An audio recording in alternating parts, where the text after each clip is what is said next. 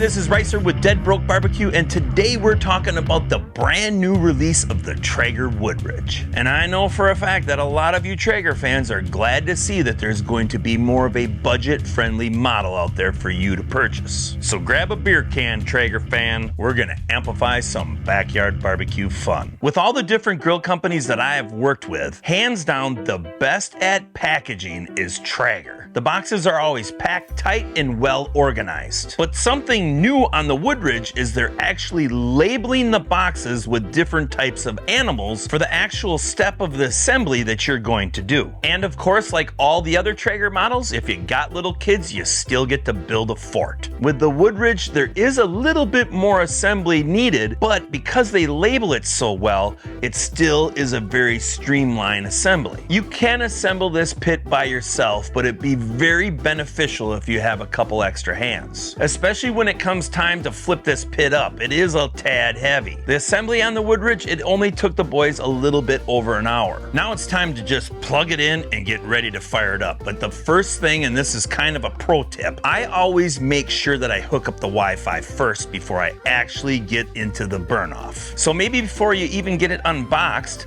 download the Traeger app and set up an account. And then on the back side of the auger, there's an orange button. Go ahead and turn that on and you will see your controller light up. Scroll through the menu and select connect to Wi-Fi. And looky here, this pit is brand new and it still has to do an update. As long as you know your password, it doesn't take very long to do this step, and now you have the latest version. And as soon as you see that green check mark, you know it's done. If this is your first pellet grill, you're gonna have to do what I like to call a burn off. And this step is pretty simple. All you're doing is heating this pit up to burn off any debris or machining oil from the manufacturing process. I've always been one to start the temperatures lower and work my way up. Well, on Traeger's steps, that's exactly what you do. Your owner's manual will have an in-depth step-by-step process, but to sum it up, you're basically gonna turn it up to 350 degrees, wait 20 minutes, and then crank it up to 500 until it's finished. This step is gonna take you at least an hour and a half to finish, but it's a very important step to break in this pit properly. Now let's get into a little bit about the creature comforts and features. We have 860 square inches of cooking space on the Woodridge, giving us 520 on the bottom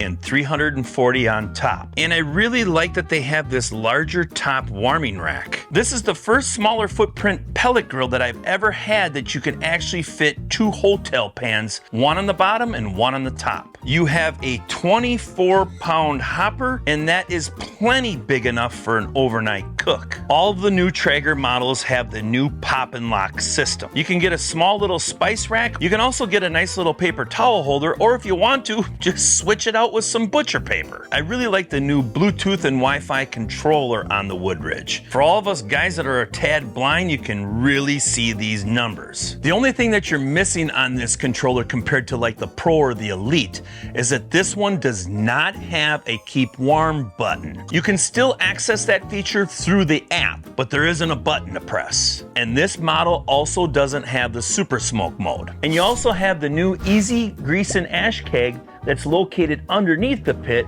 compared to being on the side of it. So there's no more kicking it off. But you have to remember to check it. A really big convenient feature on the Woodridge is that you have these little hooks around the whole pit so you can hold your racks and even your drip pan. I actually haven't tried to hang the drip pan on there yet, but I think it'll work. Like most pellet grills, you do have a pellet dump if you decide to store it or you just want to change out the flavor. And finally, we have two peg legs and two wagon wheels, which honestly makes this pit kind of hard to move around because it's heavy. But being heavy is not a bad thing. Now it's time to talk about how this pit performs when it's cooking. Well, the first thing that I noticed right out of the gate, it is by far the quietest pellet grill that I've ever ran in my life. The first cook that I did on the Woodridge was some St. Louis cut ribs. And during the cook, I noticed that it wasn't really producing a ton of smoke. As far as them cooking, they turned out looking great. I mean, just look at that color. But when it came to the taste test, I noticed that it was lacking a tad of smoke flavor. I ran these St. Louis at 275 degrees and they finished up right around 4.5 hours. So the cook time was the same, but I didn't notice a tremendous amount of smoke coming out of that down and out exhaust system. So it was on to cook number 2, which is my favorite thing to smoke. I did up some beef ribs, which I like to call beefers. Now, obviously, this was going to be a tad longer cook, so I was hoping I was going to be able to get more smoke. I ran these until I was happy with the bark, and then I just threw in some beef broth and panned them up. After about 8 hours, they were nice and tender. Took them out and let them rest for about a half an hour and sliced them up. Now, I can say that these were crazy juicy and tender, and I ended up with a tad more smoky flavor. And it kind of dawned on me that maybe this pit is very similar to the old 780. Anytime that I ran that pit over 250 degrees, I always felt that it was lacking in the smoke flavor. So on my third low and slow cook, I decided we're gonna do an overnight brisket. And that's simply because we have a 24-pound hopper, so I'm not worried about running out of pellets. So I ran this Woodridge at 200 degrees for about 8 hours. And because the Woodridge has that bigger upper rack, I took a hotel pan, filled it up with some beef trimmings, and rendered out some tallow. So for all of you that don't make sausage, this is a great way to take that scrap and kind of recycle it, and now you have some good beef tallow for cooking. Once this brisket was probe tender, I used the app on the Woodridge and put it in the keep warm mode. I held it for about 2 hours, and now it was time for the taste test. This brisket was really juicy and tender, and it had more smoke flavor. And I noticed during this whole cook that I was getting plenty of smoke exiting out the back vent. Overall, I think the Woodridge did a decent job on smoking up some barbecue. But when it came to grilling, the Woodridge did kind of struggle. For the first cook, I did some really nice thick smoked burgers. I also tested to see how long it would take for the Woodridge to get up to 500 degrees. It only took 20 minutes, but I think I should have probably let it preheat a little longer, because after that first flip,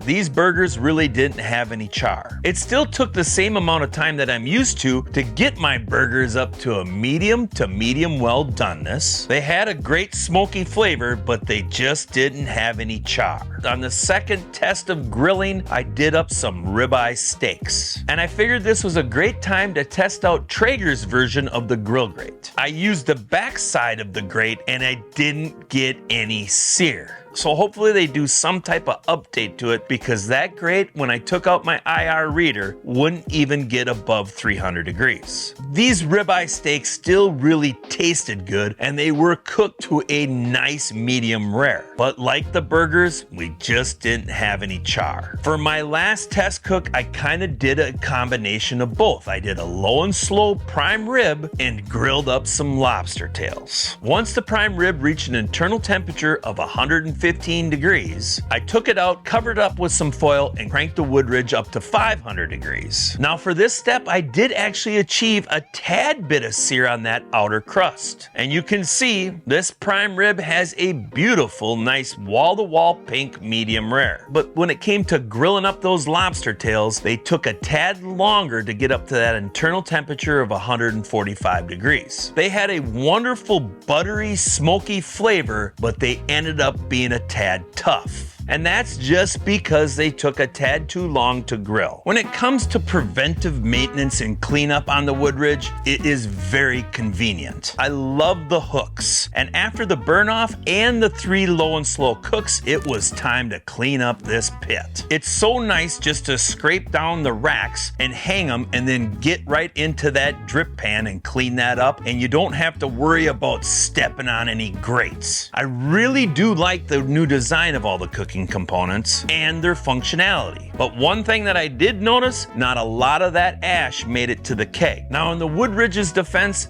it did have well over 24 hours of cook time on it before we cleaned it up. Now it's time for what you probably been waiting for, my final thoughts on the Traeger Woodridge. Number 1, I really love the new design. It reminds me a lot of the Ironwood, and that 860 square inches of cooking space is really nice because you can fit more product in it. One thing that I should add is that the Pro and the Elite has 970 square inches, so it is a bonus of 110. I really like the new Bluetooth and Wi-Fi controller. It has 2 probe ports, but they only send you 1 probe. And the screen is nice and big so you can easily read it when you're at a distance. I really do like the pop and lock system. You're not just stuck having a tray or a shelf in one location. A couple things that I'm not too thrilled about is number 1, it doesn't have any rotating and locking casters. This pit is heavy and it's not very easy to haul around by just grabbing that front handle of that pop and lock system. One thing that I really wish this pit had was the super smoke mode. I am so spoiled when it comes to the Ironwood and the Timberline, how much smoke those pits produce. I just wish I was able to do it on the base standard model of the Woodridge too. If I was planning on purchasing a Woodridge, I would be leaning towards the Pro because it has the pellet hopper sensor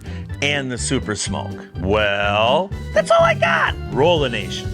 But I'm actually not gonna move anywhere. You're just gonna watch the names go in front of my face. I'm sitting on a chair. Thanks for watching. Bye-bye.